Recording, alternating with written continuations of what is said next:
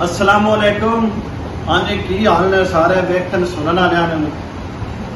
एक सलाही वीडियो तुहाडे अगे बना रहा जिंदे विच तुहाडा भी फायदा है, तुहाडे दोस्तां नूं भी कितने तक वीडियो शेयर करो तो उन्ना ये फायदा है हर बंदे वास्ते, क्योंकि जिहड़े मोबाइल इस्तेमाल करते हैं आ थल्ले तुसी एक नंबर वेंदे पे हो, नंबर 051 70 620 38 नंबर है।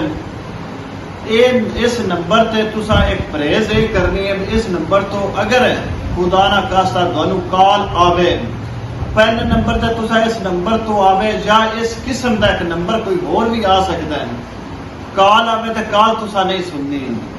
अगर तुसी कॉल बोल बुले के सुन भी सकते हो, फिर एक काम उस ते तुहाडा बड़ा खतरनाक होवेगा, जिंदे विच तुहाडे मुकम्मल अकाउंट है, जिन्हें ईजी पैसा जायज़ कैश अगर मोबाइल के नाल कनैक्ट ने तुहाडे बैंक अकाउंट है, वो तुहाडे बैंक अकाउंट है सिर्फ 4-5 सेकंडां के अंदर वो है कार्नेशन खाली हो जासन।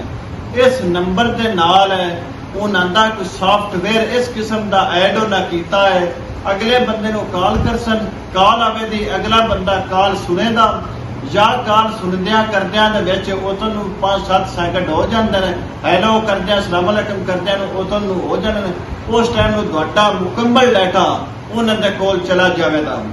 मेहरबानी करके इस नंबर को नोट रखना है, अगर नज़र दे विच आवे तुहाडे कॉल आवे, कॉल नहीं सुननी, अगर इस वीडियो को शेयर करो ताकि कोई होर बंदा इस नंबर का कोई शिकार ना होवे। मेहरबानी।